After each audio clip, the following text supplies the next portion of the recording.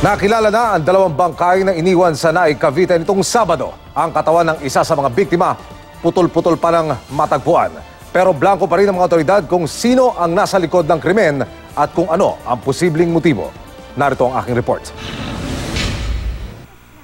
Ang bloated na bangkay ng isang lalaki ang gumulantang sa mga motoristang nagdaraan sa kalsadang ito na sakop ng Ciudad Nuevo Subdivision, Barangay Sabang, Naik, Cavite. Pagputok ng liwanag noong nakaraang Sabado sa gilid ng kalsada, isa pang katawan ng lalaki ang pinutol sa tatlo ang inabandona. Palaisipan pa rin sa pulisya kung sino ang nasa likod ng krimeng ito. Wala pa halos nakatira at wala pa rin mga CCTV camera at kung inyo pong makikita, wala pa rin masyadong nagdara ang mga motorista dito sa crime scene. Kaya't ayon sa pulisya, mukhang napaka-imposible na kanilang agad matukoy kung sino ang nasa likod ng krimeng ito. Kaninang umaga nakilala na ang dalawang biktima. Ang lalaking pinagpuputol ng katawan ay si Herman Reyes Sr., 49 na taong gulang. Ang isa pang biktima na lumolobo na ang katawan, kinilala namang si Myron Hill Dualan, 27 anyos, kapwa mga taga Naik, Cavite.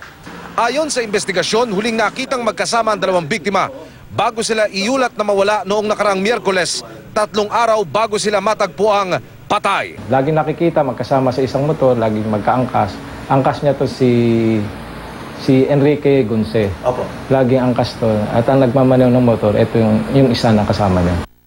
Ayon sa Naik Police, wala sa drug watch list ang mga biktima. Pero si Reyes Sr. wanted sa kasong robbery. Ang ginagamit na pangalan dito yan sa Naik is Enrique Gunse. Meron pala itong warrant of arrest na robbery case sa 13 Martires.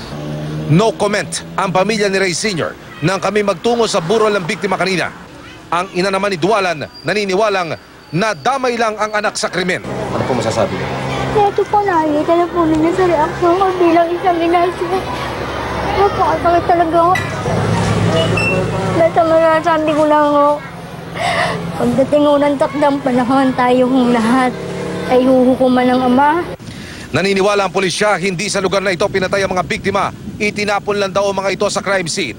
Naghahagilap daw sila ngayon ng posibleng mga nakakita kung sino ang nagtapon sa mga biktimang ito. Ang mga residente hindi naman naitago ang pagkabakala dahil sa mga pangyayaring ito. Ito ba yung unang beses lang na Madami na po yan. Kahit doon may tinapon doon.